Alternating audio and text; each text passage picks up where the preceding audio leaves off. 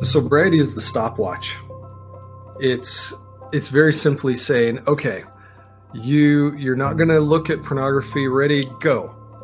And it's almost like holding your breath. It's almost like, okay, ready, everybody, hold your breath. Let's see how long you can go. Sobriety is saying, okay, hold your breath, hold your breath, hold your breath. Don't try and breathe. We're going to keep this timer going. And as long as the timer's going, you're okay. But as soon as you take that breath, then guess what happens? The clock resets. And sobriety uses, I call it the worth clock. This is the worth clock, that your worth goes back to zero every time there's a relapse. And sobriety is strictly focused on how long can we go without looking at pornography. Whereas recovery doesn't measure how long, recovery measures how deep. And there's this general concept that, okay, we're going to use willpower. We're going to tough this out. We're going to make this happen. And it's basically pushing all these emotions down in our soul. So I got my little demon here. This is my emotional trigger, right? And sobriety says, okay, push these emotions down, push them down, push them down. And some of us get really good at suppressing the emotions. But it's like holding a beach ball underwater. The farther down you push the beach ball, the more force is exerted when it pops back up. And that's the difference between sobriety and recovery. Sobriety says, okay, we're going to teach you all the ways to push this down. Recovery says, we're going to pull this little guy out. We're going to take our demons to lunch, and we're going to start to understand what they're doing in our soul.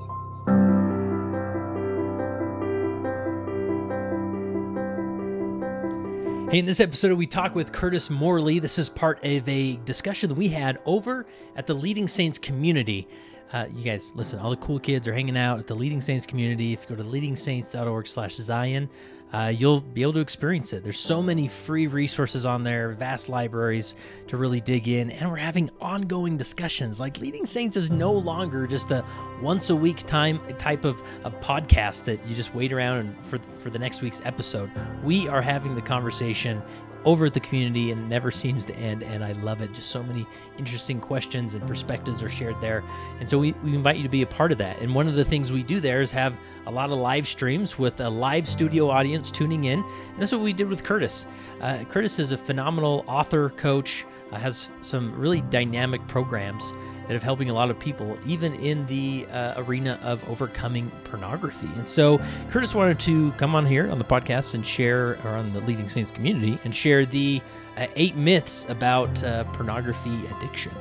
And man, there are some good ones. So he goes over the 8 myths of those who struggle with pornography, and just really practical advice here, a good starting point for leaders. When somebody walks in your office or reaches out to you and opens up and says, hey, this is part of something I'm struggling with, I don't know what to do about it, it's been a while, what's the real problem going on? And what are some things as far as some myths about sobriety versus recovery? And, is it just this white knuckle type of process for a while, or should we tell missionaries, you got to be sober for 6 months in order to go on a mission? And I mean, there's so much of this in our culture that we could benefit from by stepping back and really assessing the real story, the reality of what's going on. So you're going to appreciate this. This is one to share with bishops or youth leaders that you have in your life, or everybody seems to be connected to this issue in some way. So please drop this in a text message and share it with somebody, and bless their life. So here's my interview with Curtis Morley. So Curtis, maybe just give us a 30-second. What's your background? I know you're an author, you're a speaker, you're on TV here and there, and how do you explain yourself? Yeah, so most of my life I've been an entrepreneur, but the last several years, last 7-8 years have been really around the idea of counterfeit emotions. And what people now are referring to me as is an emotionologist. Ooh, that's fancy. Different than a psychologist that deals with the psyche, This is an emotionologist, which deals with the heart or the emotions. That's awesome. And let's see, you've written a couple books, or you're working on one, and you have one out, or? Yeah, I wrote right here. Yeah, I wrote a book called The Entrepreneur's Paradox. Very different topic. It's about business and how to go from basement to buyout. Oh, cool. Hit the Wall Street Journal bestseller list and fun things like that. But yeah, Nice. currently writing the book called Counterfeit Emotions. We submit it to the publishers this week. Oh, cool. That's awesome. That's awesome. So where's a good, I guess the general theme is we're talking about recovery, addiction. Obviously that works in things like pornography use, but where's a good jumping off point? One of the best jumping off points, I think, is to dive into the idea that there's myths around pornography recovery.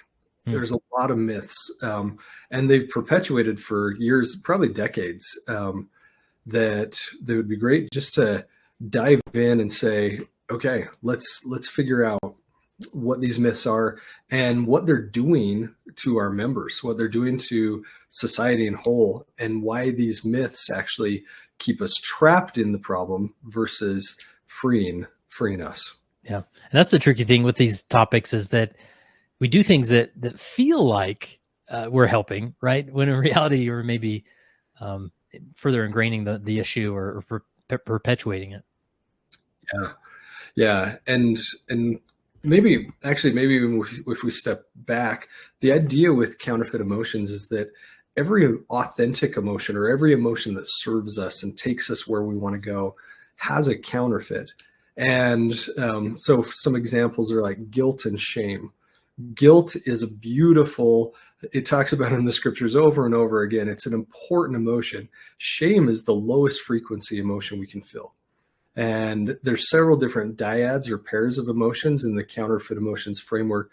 And one of those is that sobriety is the counterfeit of recovery.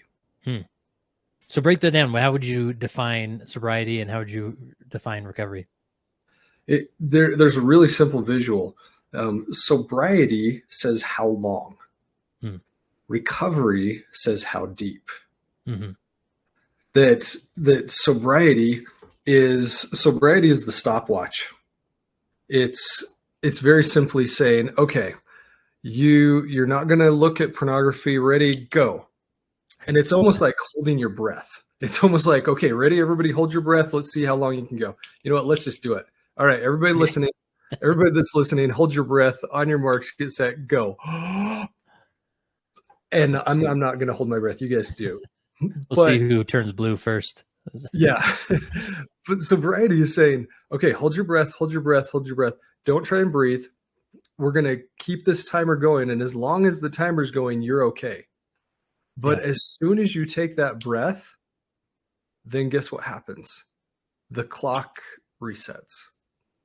And sobriety uses, I call it the worth clock. This is the worth clock, that your worth goes back to zero every time there's a relapse. And sobriety is strictly focused on how long can we go without looking at pornography. Whereas recovery doesn't measure how long, recovery measures how deep. And there's this general concept that, okay, we're going to use willpower. We're going to tough this out. We're going to make this happen. And it's basically pushing all these emotions down in our soul. So I've got my little demon here. This is my emotional trigger, right? And sobriety says, okay, push these emotions down, push them down, push them down. And some of us get really good at suppressing the emotions, but it's like holding a beach ball underwater. The farther down you push the beach ball, the more force is exerted when it pops back up. And that's the difference between sobriety and recovery. Sobriety says, okay, we're going to teach you all the ways to push this down. Recovery says, we're going to pull this little guy out. We're going to take our demons to lunch. and we're going to start to understand what they're doing in our soul. Mhm. Yeah, and this taking it to like a leadership context or even a parent-child relationship is, we don't know how to measure the progress that's being made, and that's the tricky thing is the measuring stick for sobriety is easier to read than a recovery. And so we maybe default to time limits, or a bishop may say, all right, let's go. If you can go 2 weeks without looking at pornography, then you can take the sacrament, right? Or parent may use the same thing, and, you'll get your phone back if you can, such and such, right? And it becomes very transactional, and it feels like we're making progress, or we're addressing the concern because we're addressing the activity, when in reality, it's not that simple. Yeah, I love how you put that. It is the counterfeit because it feels like we're making progress. Okay, great job. You made it. You made it 2 weeks. Way to go. And that feels like progress. And here's the crazy thing: there is zero correlation with how long someone is sober and how much recovery they've experienced. Yeah. You Yeah. can white knuckle for a long time. I have a guy in my program that's coming up here in September 3rd. He was able to white knuckle for 12 years. He was able to be sober for 12 years. And I think this really illustrates the concept. I have a good friend, he's a bishop, and he said that growing up his dad was a raging alcoholic. He was the angry drunk, Mm. and and when his brother turned 18, his brother followed in his dad's footsteps. So now there's two drunks in the family, and together they went to a recovery program. And they had a family dinner, and my friend, he asked his dad, he goes, "So Dad, when was the last time you wanted to have a drink?" And he goes, "Oh, uh, I don't even remember." And he's like, "Oh, that's so awesome." And then he asked his brother, he said, "Hey, how about you? When was the last time you wanted to have a drink?" And he goes, "Oh, about 15 minutes ago." Yeah. and and that illustrates the difference. And he's like, 15 minutes ago, you've been sober for 5 years. You still have these cravings, these compulsions. He's like, "Oh, every morning I wake up with a pit in my stomach thinking, is today my last day?" And Yeah. I have to battle this over and over again. I have to fight it every day. Whereas his dad was in a state of recovery where Mhm. he didn't have the daily compulsions. He didn't have all of the things that said, go get that drink. Instead, it was, I don't even remember when I had that last drink or when I wanted that last drink. Yeah. Takes my mind to, I want to say Mosiah 4, where, the people didn't even have a desire to sin or disposition to sin. Like there's something changes in you. There's a transformation that happens. And not to say that it's an event or it's this magical moment that happens. Some individuals are bringing out routines or figuring out that, how do I take that demon to lunch, or, process this, or what about that past trauma? And, it doesn't just go away in an instant, but the point is that's what needs to be addressed rather than just the behavior. Yeah, yeah, that's it. That's exactly it. These little guys that are buried in the graveyard of our soul, that's what needs to be addressed. You said, what is the metric for recovery? Like for sobriety, the metric is super easy. It's the Mhm. stopwatch. For recovery, the metric is how many of these guys have we been able to process? How many triggers, how many hard emotions or demons, we'll call them demons, how many of those have we dug out of the graveyard of our soul? That's the Yeah. metric. Because if we can pull this guy out, let's say we have a trigger like a fight with a spouse or something like that, and that this little guy is screaming in our skull, "Hey, there's this out over here because that fight with your wife said you're not of worth, that you are actually a pretty jerk husband," and so this little guy is screaming at us. Well, if we can pull this guy out, the very next time we have that fight, we don't have to go here. We don't have to go to that place anymore because we've already processed, we've already figured that part of our soul out. Yeah. Anything else, Curtis, about this concept of sobriety versus recovery? I'm sure we'll come back to as we go, but any other groundwork we need to lay? Yeah, there's one really, really important thing with the sobriety and recovery is that, and actually that takes us to the second myth, is is that sobriety is miserable. Hmm. If you're a bishop, if you're working with anybody that is in this problem, sobriety is miserable. Recovery is peaceful. And if you actually take the etymology of the word sober, the word sober means not drunk, at the moment. Right. The concept of sobriety is, by definition, sobriety comes from sobrius, a Latin word that says it's the time between relapses, that Yeah. it's bookended by a relapse.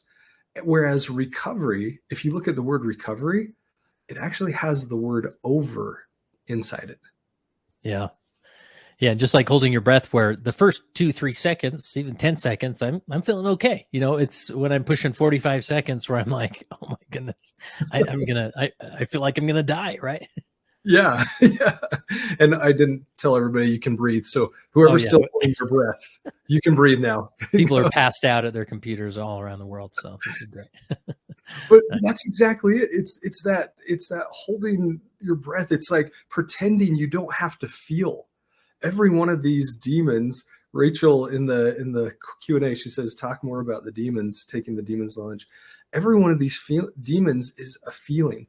And what I mean by taking our demons to lunch is that instead of pushing these down in our soul and pretending like we don't have to address these feelings, we pull them out and we start to process them. When I say taking our demons to lunch, it says sit across the table and say, what are you doing to try and help me in my life? And that may sound backwards, like, wait, these are the demons in our soul.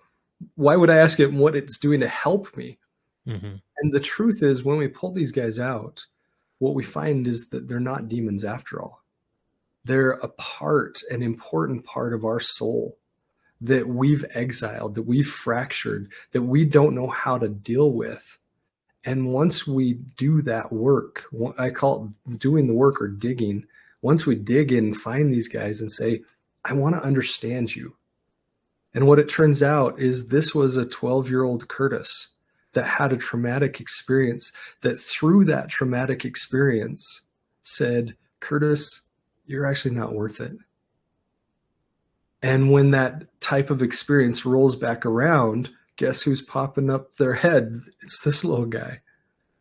And being able to process through that, being able to process to say, okay, you know what?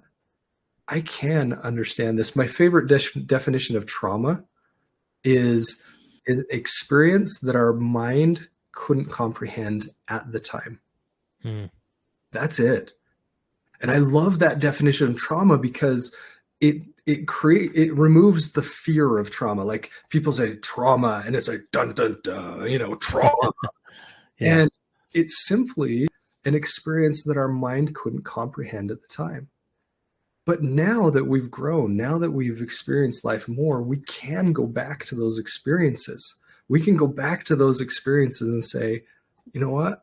I can process this now, and I'm going to process this so that it's no longer screaming, hey, go over to this other destructive behavior. It's now something that I can pull back into my soul in a peaceful, restful state and say, hey, we're okay. We've made peace. This little guy and me, we're friends now, Yeah. and don't have to have that same trigger again. Yeah. I love the framing of take your demons to lunch, where you're actually focused on what the problem actually is rather than the behavior. And again, taking them to lunch, that's seems like a very benign way to phrase it, but it can be maybe more complex for some than others, depending on the trauma or the situation, where maybe professional help is needed or intensive coaching, or it could just be, I'm gonna process this or take it to prayer and try and surrender this demon, the shame, to the Savior. Yeah, yeah, and that's one of the keys. Is it's crazy because clinically you can see addiction in the brain, Hmm. and there's tests you can do, clinical tests that you can do to say, is someone clinically addicted to pornography? And most men are not. they're not addicted to pornography. What they're addicted to is shame. Mm. And I think this is a really key piece of the puzzle. There's four elements to the issue of pornography. The first is sexual. The second is physical, which is different. The third is habitual, and the fourth is emotional. And I'm actually doing this research right now, right at the moment, is to figure out what percentages of these are contributing to the problem. And believe it or not, sexual is actually the smallest. Sexual is the smallest component of the issue. Then comes physical, third is habitual, but all three of those don't even come close to the emotional. Yeah. The That's emotion fascinating. is so much more. Because we want to default to, because on the surface it looks completely sexual, like, Oh like yeah. what's the problem here? Like, don't you have appropriate, ways to address this sexuality urges or whatever, or maybe you should do more of that or less or whatever. But there's so much more going on under the surface. Yeah. In our program, in the 8-week pornography recovery program, we talk very little about pornography, like very little. It's all about the triggers. And that's one of the differences is sobriety says, let's focus on the pornography. Recovery says, let's focus on the need for the pornography. Once that need disappears, the behavior, it just dissolves. It just goes away on its own. When the need isn't there anymore, then the behavior, it's gone too. Love it. So I want to ask about this addiction to shame. This is really interesting because it's almost like this, like it's this like false loop, right? Because the shame feels terrible, but it also helps you feel, because when you're stuck in that addiction thing, the problem is you're having a real hard time regulating your natural emotions, right? You're maybe having a hard time connecting with people, and so going to something like pornography that is so intense and so like in your face, you feel something dramatic, and then that perpetuates shame. You feel that shame, and then it's like, oh no, like you feel terrible, but then later you can't help but go back to it, right? It's this terrible loop. It is. That's a great way to put it. Is it's a loop, and one of the best things that we can do to help our members, help our kids, help anyone with this problem is to address the shame. Mm-hmm. Like it's so easy to say, okay, you had a relapse. All right, where were you? What time was it? All of these things, and completely ignore what came before the relapse. Mm-hmm. That's where it's solved. It's not solved in how many filters do you have and how many hymns can you sing and how many scriptures do you have memorized. That's not where it's solved. Where it's solved is what came before. And that's where it's really important. That's where we get into this idea of guilt and shame. Guilt says, I did something wrong and I want to repair. If you look at the etymology of the word guilt, it actually comes from gilden, which is an old English word that means to make whole, to repay or make whole. That's what guilt is. Guilt is a beautiful, healthy emotion. Shame is the lowest frequency emotion we can feel. And the reason this is important is because guilt says, I did something wrong. Shame says, I am wrong. Guilt says, I made a mistake. Shame says, my existence on earth is a mistake. And understanding the two is really critical because every counterfeit emotion actually points to the authentic. Shame says, I need to get into guilt. And Brené Brown, as well as the University of Oslo, they did similar studies, and they found if you want to get into bullying, criminal behavior, pornography, or any addiction, suicidal ideation, get into shame. Shame is the direct path into those things. But then they flipped the study and they said, well, what about guilt? And they found, this was fascinating, first time that I've seen a study like this, they found that guilt was the way out. You want to get out of suicidal ideation, get into guilt. You want to get out of pornography addiction, get into guilt. Hmm. Yeah, it was a recent guest, and I've only got 1,000 episodes in my brain that I have to parse through, but I forget who it was exactly. But I really appreciated how they framed this dichotomy of guilt and shame, where when someone's feeling guilt, they're typically motivated. They Yes. feel a sense of motivated to change for the better. When they're feeling shame, they feel like almost a depression, like what's the use? I keep messing up. This is just who I am, type of thing. And so I really appreciated that, where it's like, where if you're feeling it, some people think, okay, am I feeling guilt or shame right now? Well, are you motivated to do better and keep trying? Then that's typically guilt. Yeah. Yeah. If guilt is driving you, is connecting you to your true self, to God, to Christ, if it's connecting you, that's guilt. If it's saying disconnect, stop going to church, don't talk to the bishop, don't talk to mom and dad, that's shame. Shame is saying you're pretty worthless. Whereas Yeah. guilt says, hey, there's an issue that I can repair and I'm going to. That word motivated, that's one of the cores of guilt. Yeah. Any thoughts on this question here? How do you work with someone to help them identify and surface their demons without counseling? Is it possible? What tools are available? How would you respond to that? Yeah. Whoever said this question, thank you. Thank you for this question because it's so important. As a parent or as a leader, as a bishop, one of the things that I would suggest if anyone ever says, hey, I've been looking at pornography, I've come to confess, anything like that, the very first thing I would say to them is thank you. Thank you for sharing this with me.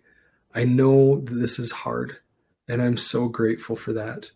And the question isn't about the pornography. The question is, what came before pornography? What were you feeling? What were the important emotions inside of you that were screaming? What was the little demon that was screaming in your skull that was saying, hey, this pain is too much. This pain is too much. And I can go over here to this numbing, distracting behavior so I don't have to look at the pain. Instead, say, let's identify that. Let's do it. In my program, we call it the whole method, WHOLE. And we go through these 5 steps to be able to identify, okay, what is the emotion? Now let's go through and process this and figure out how do we get whole again. And one of the most misunderstood scriptures in all of Scripture, I believe, is Matthew 5:48, that says, "Be therefore perfect, even as your Father which in heaven is perfect."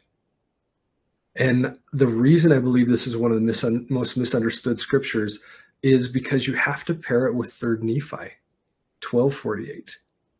In 3rd Nephi, Christ says something very different, but so close.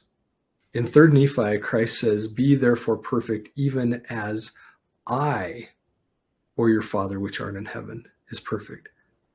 In Matthew, he doesn't use the word I. It's not in there. He doesn't say I, he just says the Father. It's not until after his resurrection, after his atonement, after his ascension to the Father, that then he includes himself. And if you look at the Greek translation, it's not perfect. It's not infallible. Christ doesn't say be infallible. He says be whole. Be ye therefore whole. And if you think about how many pieces of our soul that we fracture or exile or say, you don't get to be a part of me, we can't be whole if we're exiling pieces of us. We can't be whole if we're saying, nope, I don't like you, you go over there. These little guys are part of our life, part of our lived experience, part of our soul.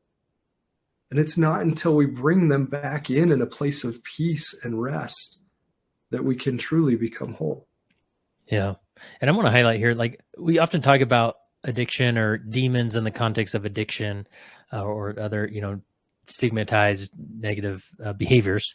However, we all have demons. We may say, well, I don't struggle with, alcoholism, pornography struggles. I'm generally a pretty good person. I guess I just don't have demons. In reality, we all have demons, but some people go to more stigmatized behaviors than others, where there's very positive things that you can almost get addicted to, that because of the demons you have in your life, but they're not stigmatized in society, right? It could be overworking, and people think, wow, you're just like such a hard worker, or like super religious, where you think, I'm going to be super religious, and then nobody has to know the pain I'm dealing with inside, right? And so I always invite people, as we talk about these things, let's just not say, man, this group over here that looks at pornography, man, they just figure out their demons. It's like, no, this is mortality. Like we're all broken, we're all wounded, we all need a redemptive savior. Yeah, and destigmatizing it is so important. Yeah. Getting rid of the shame. They actually did a survey, and they asked people, which is better, someone that looks at pornography or someone that's on the streets addicted to meth and cocaine, and and robbing and stealing and committing crimes. And they said that person, not the person looking at pornography. Like, it's so stigmatized. And the truth is, we all have triggers. We all have triggers. And just like you said, it could be overworking, it could be shopping, it could be excessive exercise, it could be things that we're like, oh, yeah, every single one of those are just another way to distract from what's inside. Yeah. And another part of this question I wanted to highlight is, can you basically reconcile these demons without counseling? And this is sort of the tricky thing about mortality is I've heard and seen stories of deeply addicted individuals who just, for whatever reason, without a bit of professional help, they just change and they're able to reconcile them, or they have experience to help in that. And others have maybe more minor, quote unquote, minor trauma or whatever that they need some professional help. So I would say, and Curtis, maybe I'm open to if you push back on this, but there's not everybody needs this one program or this one therapist or this one type of therapy. But to me, that's when it's like, well, lean in. If it's helping, it sounds like a path you should continue down. But if you may be recommended the best therapist and you go there and you're just sort of hitting a wall, or the loved one's hitting a wall, it's like, this is not working for me, then great, try something else. Yeah. Yeah. And I had Todd Sylvester on my podcast today, on the Counterfeit Emotions podcast. Great. Yeah. He said to tell Kurt hi. So nice. Yeah, we've had him on. It's in the library, so definitely check it out. Yeah, he's such an amazing man. And awesome. He shared his story that was it took him years, but then one day he said, I'm done. And that was today, 36 years ago. Oh, wow. He stopped. Yeah, he's got an inspiring story. So inspiring. Oh, love that man so much. And it was just like you said, it's when the person is ready, that's when their heart will open. But can we do it without therapy? Yeah. Can we do it faster with a program or with therapy? Absolutely. And one thing that is kind of the secret sauce of what we do with the Counterfeit Emotions recovery program is that we actually have men call each other every single day. So we call it peer calls. And every day there's at least 2 peer calls that each man will make to process their emotions. And you think, okay, that's a thing to help them process, but it actually serves a second purpose. The second purpose is connection. Connection is so important. If you look at, going back into the research, you have these studies that say cocaine is so addictive that rats will, they'll give up food and water just for cocaine, and they'll kill themselves because cocaine is so addictive. That's accurate if there's only one rat in one cage. But what they found is when they put families of rats together, the rats left the behavior of cocaine. They stopped entirely because they had connection. And addiction often is the replacement for connection. And that's why we have these men every single day making these calls, so that they can connect with others on a vulnerable level. in a way that they can say, yeah, I see you. I understand you. I can validate what you're going through. Yeah. And that's the thing with, even, even the relationship with maybe a bishop, right? Like sometimes people just having somebody that they trust, they can go and talk to about this, even that amount of community and connection sometimes really, helps that individual dramatically. Uh, or there, it's the question of, because I think as a church leader, as a parent, we want to go to this place of like, well, let's dial in the behavior, like let's get the internet filter dialed in, let's be accountable to me or someone every night or whatever it is. But it's, to me, it's more asking the question, so what do you like to do for fun and who do you do it with? And you'll often hear like, well, I'm busy, or I don't really have hobbies anymore, or I don't have friends, or now you have something to work with. I mean, like, how can we develop relationship and connection, community for you? And that'll be a dramatic progress. Yeah. Yeah. That's it. It's the community. It's getting them connected again, Nice. because the shame says disconnect. Mm-hmm. And when we can destigmatize that shame, that's one of the main things that start to heal. And on the note of shame, like, it's crazy to me because with all of the not all the programs, with so many programs out there, every single meeting starts with shame. It starts the meeting with shame. Stand up and say, "Hi, I'm Curtis. I'm a pornography addict." And it paints this title that's nailed to their chest of addict, right? And that's a shame statement, saying you are an addict. If you think about, like, I'm an athlete. Well, what do athletes do? They wake up early, they eat healthy, they exercise every day, they hang out with other athletes, they look at YouTube for their event. That's what athletes do. Well, what does an addict do? An addict does the things an addict does. An athlete does the things that athletes do. And removing that title of I'm an addict, and removing the stigma that once an addict, always an addict, that is not true. Oh, Kurt, this is one that gets me, because this idea, once an addict, always an addict, you're going to deal with this the rest of your life, that denies the atonement of Jesus Christ. That says I can fall farther than Christ can reach. It is absolutely not true that you do not have to carry this with you your whole life. You don't. And I've seen it. I've seen it personally with all of these men that have gone through this, where they can be done. And there's so much hope in that. There's so much hope in the idea that I don't have to live with this the rest of my life. I don't have to wake up every morning with a pit in my stomach thinking, is today my last day? Yeah. Yeah. I'm curious if this question, if you have any deeper perspective on this, can you please talk about resources for women who struggle with pornography or other unwanted sexual behaviors? Is there, I mean, when we talk about demons and addressing trauma and things, is there anything we should consider with the male-female dynamic? Yeah. The National Institute, or excuse me, the National Library of Medicine, they did a study a couple of years back, and they said, within the last month, have you looked at pornography? And they separated male and female. The men were at 91.5%, almost 100%. But even more startling than that, the women were at 60.5. This is not a a problem that happens every once in a while. This is over half of the women and almost 100% of the men. And those are probably just the ones that were honest. those, those are probably the ones that were honest. And yet we don't even think of this as an issue that would affect females.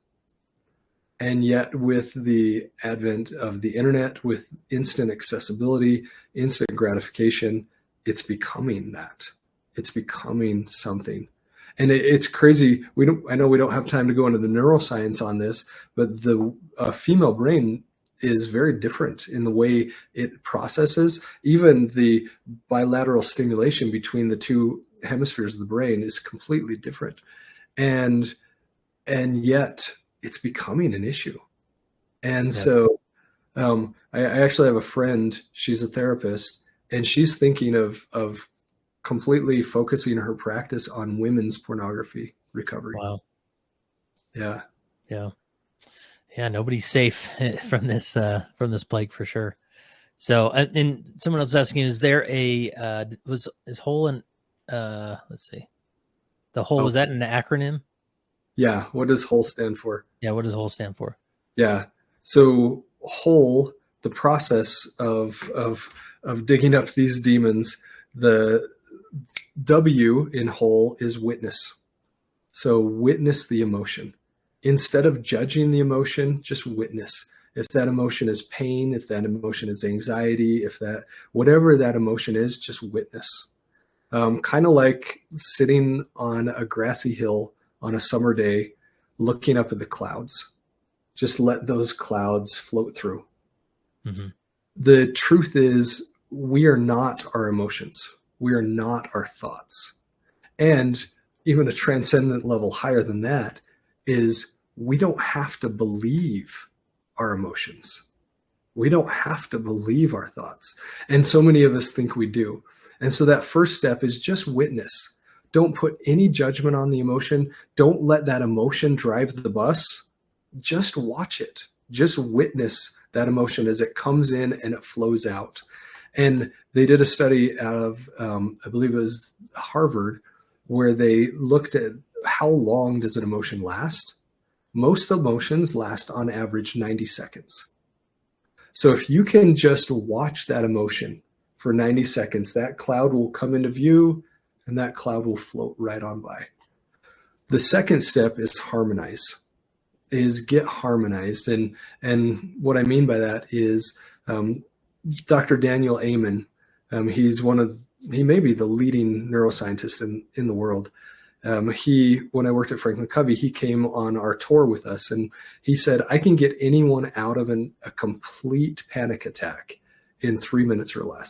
And I'm like, what? You can pull somebody out of a panic attack? Like they're full on the floor, hyperventilating.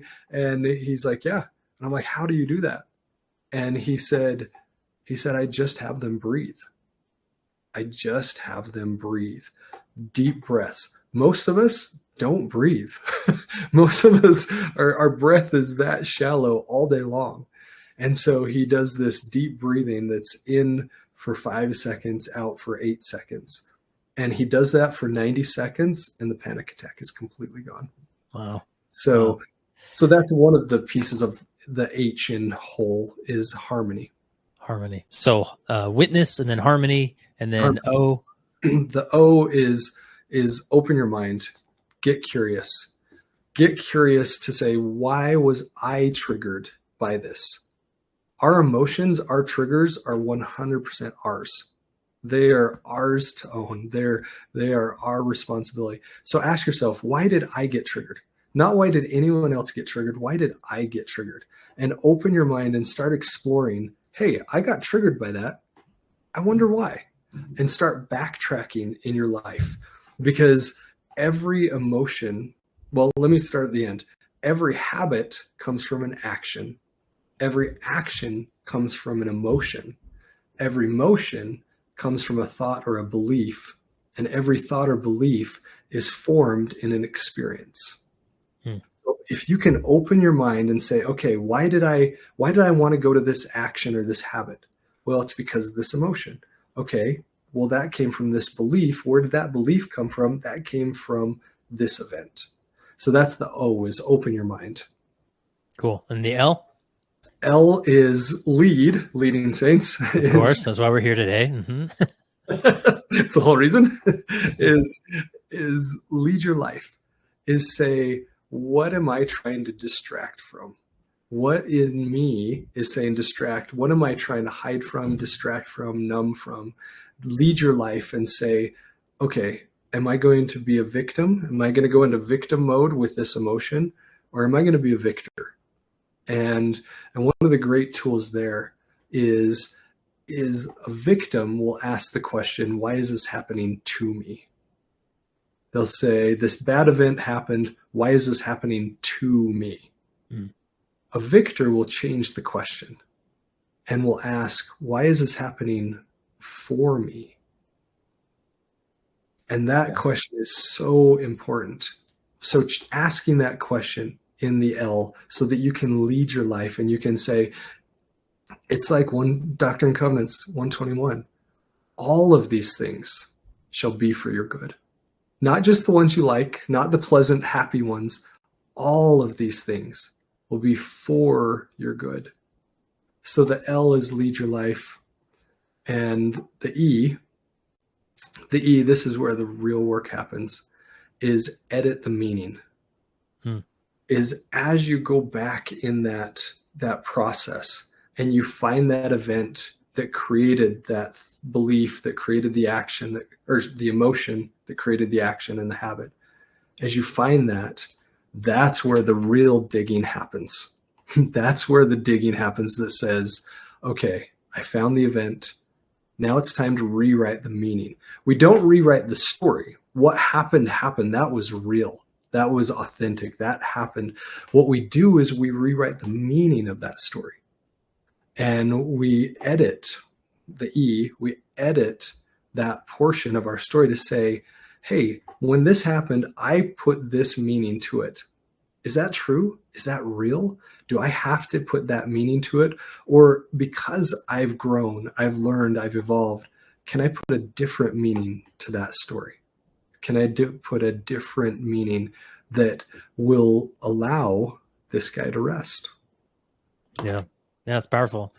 All right, Russell's getting us back on track. As far as we've teased him with the 8 myths, and I think we've gone over a couple of them, 2 or 3. What are the ones we've gone over, and then where should we go next with going through these myths?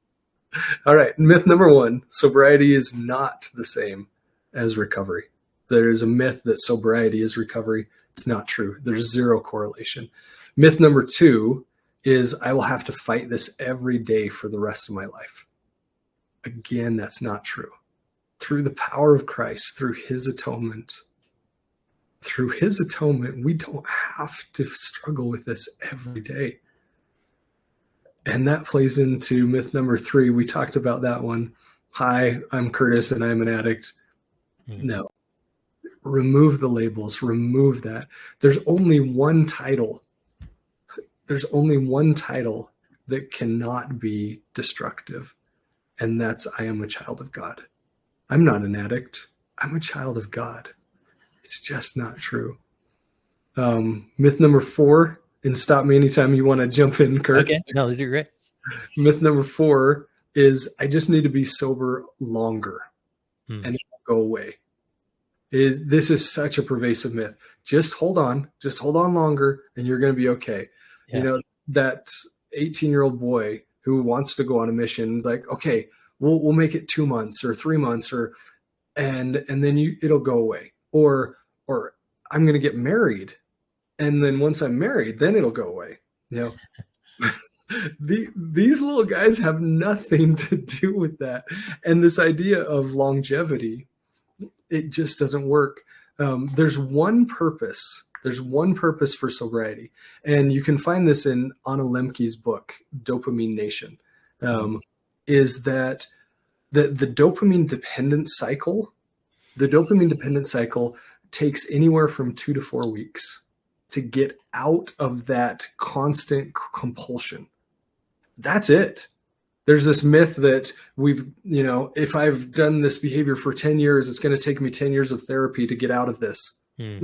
It's not true. You can break the dopamine dependent cycle in as quick as 2 weeks. So that 2 weeks, it's important to be sober, really important to be sober. You know, and like I said, 2 to 4 weeks is about average. But that's the purpose of sobriety. Once you get past that, then you've got to do the digging. You've got to get into that part of it. Yeah. I think I want to highlight that is because that's prevalent as we want to go to these timeframes, as church leaders or as parents, right? And thinking that man, if we can just get this young man to 6 months sobriety, then maybe he can do 2 years of sobriety, right? Then what happens is you just pass it on to the mission president. Now they're the ones struggling with it, right? And so, just recognizing that it's not about the behavior, right? Yeah, and a common friend of ours, he returned from a mission in Peru, and he was so open and so amazing with his missionaries. He just said, "Hey, if you've got a problem with pornography or masturbation, come talk to me. Come talk to me." And he created a safe space for them to do that. And here's the thing, he found that about 78% of his missionaries, his current active missionaries, were either involved with pornography or masturbation. 78%. And so, yeah, that 6 month mark, okay, be good for 6 months, and then we'll kick it down the road to the mission president. That's not solving the problem. Yeah. It's just not. Yeah. All right. Where were we on the list of 8? Okay, we're on number 5. 5. Okay. Number 5. Number 5 is that viewing pornography is just a lack of willpower. That's great. And that's not true. That the idea that it's all about willpower and just push this guy down and push this guy down. Think about that beach ball. Think about holding your breath. You wouldn't say, "Oh, you can't hold your breath for 10 minutes. Oh, that's such a lack of willpower." It's not about the willpower. It's that you've got to pull out the things that are constantly screaming in your skull. That's what it's about. It's not about the willpower. Yeah. Another the caveat there I'll insert is that it's easy for a parent or a church leader to kind of get in this place. Well, I mean, I don't look at it, so I must have the willpower. So just do what I do and don't look at it, right? When in reality, we have different demons. We have different numbing mechanisms that we handle life and the struggles that our own demons create. And it may not be as stigmatized as pornography. And so we kind of lie to ourselves thinking, "Oh, I figured it out. I did it." When in reality, we're all struggling with demons. But just because you don't act out a certain way doesn't mean that someone else can just do what you do. Yeah, Kurt, you nailed it. That was so well said. And it's like going through the 8 weeks of our program, we start with recovery versus sobriety. The second week, we talk about guilt versus shame. The third week, we talk about pain versus misery, how misery is the counterfeit of pain, and pain is actually a gift from God, and understanding the true nature of pain. And we go through all these different dyads. The following one is love versus lust and how that plays. And the reason we go through these each week is because we want to give people the tools they need. It's so funny because if you ask people, everyone wants to be good. Everyone. But okay, how do I be good, right? Yeah. How do I make that happen? I want to get pornography out of my life, and maybe if it's even possible, but how? And so we go through these different dyads to help them understand, okay, what is the true nature of pain? How does love differ from lust? One of them is that nice is the counterfeit of kind. And this idea that there's a correlation between the nice guy syndrome and pornography usage, because the nice guy he's the banner waver of the victim movement. He's the one out in front saying, "I'm a victim." And when we can break him out of nice and get him into kind, that changes. Then we talk about joy versus pleasure and excellence versus perfectionism, and being able to give them those skill sets that changes the entire game. And this what I'm going to say next is probably goes contrary to everything you've ever heard. And that is that sobriety, by definition, is the time between relapses. Sobriety cannot include a relapse. In our program, we don't even call them relapses, we call them lapses. Because rather than spinning up all the shame from the past and putting it on our shoulders, and then all the shame of the future expectation of a relapse, we just say, let's take a look at this one moment in time, this one moment, because that serves us. If we can look at this moment in time, that will serve us. And so we say, okay, what happened with this moment? And recovery, this is where it's going to contradict everything you've ever heard from every program, is that recovery can include lapses. And the difference is, like, I know when someone is in recovery, when they get on their knees and they thank God for their lapse. And you think, wait, you're gonna thank God that you looked at pornography? No, that's not what we're talking about. We're not talking about that. We're saying that God just gave me one of the most important messages he could ever give me. It's that idea of, I want to be good. Well, where? How? And what a lapse does is it puts a pin in the map of my soul, an exact location, like the dead on GPS coordinates. This right here is where God needs me to dig. I need to go to this location in my soul to dig this up. And for that, we can always be grateful. And when people do that work, and when they actually get on their knees and say, thank you for the message of showing me where I need to dig, and that humility and that gratitude, and leaving the stigma off of, you're this horrible, shameful person, but just looking at the message, that's when I know people are in true recovery, is when they're actually grateful for their lapses.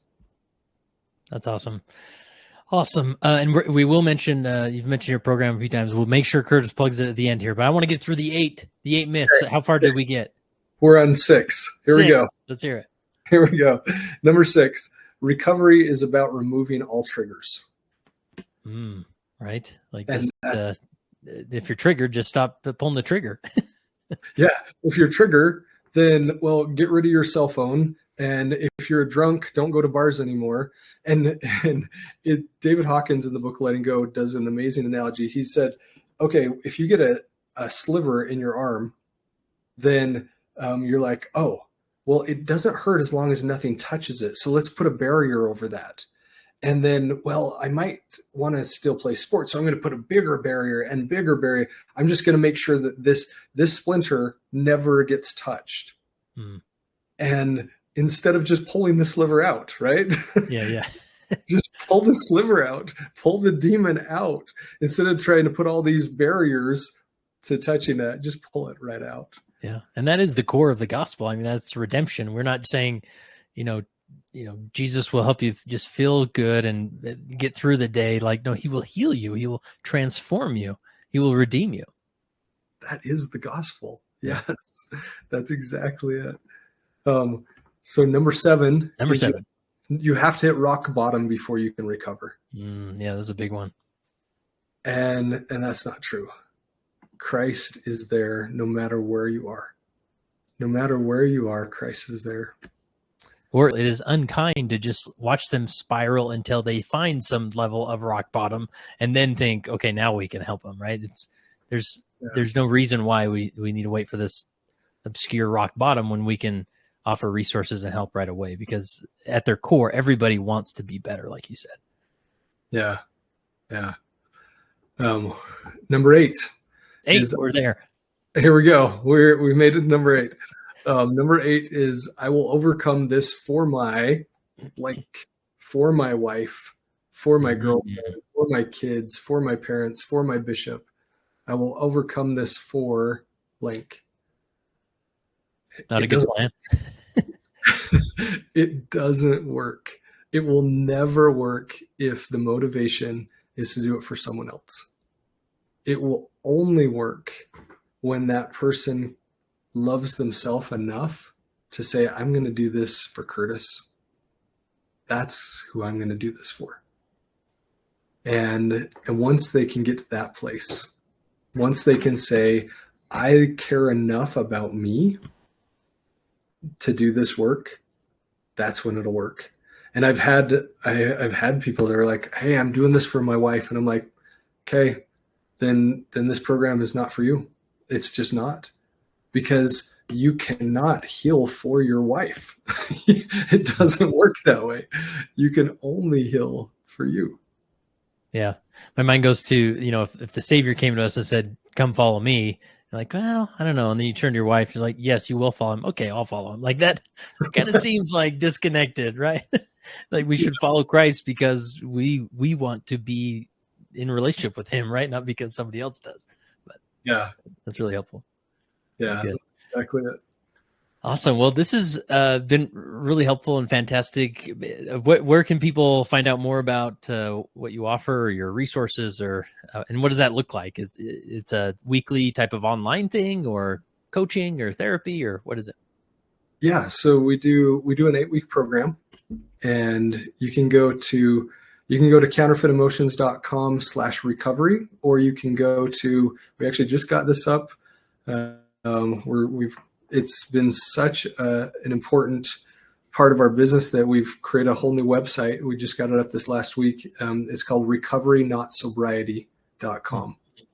And it's like I said, it's an 8-week program, and each week we go through one of the dyads of counterfeit emotions to be able to get out of the shame cycle, to be able to honor pain, to be able to understand what love is instead of lust, to get rid of the perfectionism mindset and get into an excellence or striving mindset. And so, yeah, we do that program multiple times throughout the year, and our next one is September 3rd. And yeah, please, if there's someone in your life, or if it's even you that is struggling with this, know that there's hope. Know that there is true recovery, that it doesn't have to be a daily battle full of misery, that you can find peace in Christ, that Christ is there. He is absolutely there. And there is peace to be found once we can dig out those demons out of our soul. And maybe a follow-up question: is this program for youth? We don't do anybody under 18, at least not yet. So yeah, as of right now, we just do 18 and over. We have had some potential or future missionaries join, but they were over that 18 age group. Yeah. But fear not, there's other great resources out there for youth. If you need any, we recommend all sorts of therapists or things, but usually in your local area, you can find, if you need direct individual therapy, there's definitely some options there. And just being a youth is sometimes the answer is just hang tight. They'll grow up, and we can, sometimes those demons are tricky to deal with, but I know it's heartbreaking in the moment for sure. So, all right, I'm going to just wrap this up mainly for the listening audience, maybe via the podcast. But there's some other questions here. We're going to, if you want to hang around, Curtis, if you have a few more minutes to maybe entertain some of these questions. And then, so those of you listening on the podcast, come join us over at the Leading Saints community and watch the full recording as we explore some more of this.